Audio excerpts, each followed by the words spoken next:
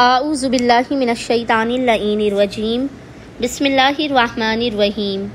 السلام علیکم یا علی مدد۔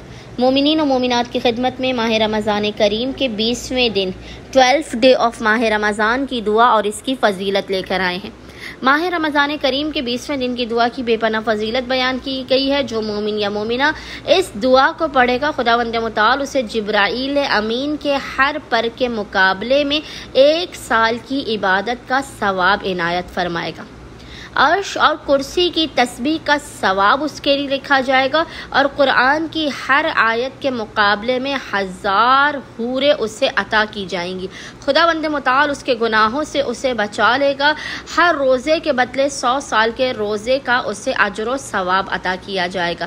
ماہ رمضان کریم کے 20ویں دن کی دعا: اللہم افتح لی فیہ ابواب الجنان واغلق عنی فیہ ابواب النیران ووفقنی فیہ لتلاوت القرآن یا منزل السکینہ فی قلوب المؤمنین۔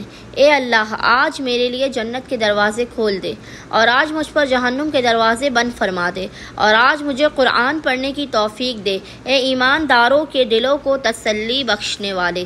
اللہم صلی علی محمد وآل محمد وعجل فرجہم اجمعین۔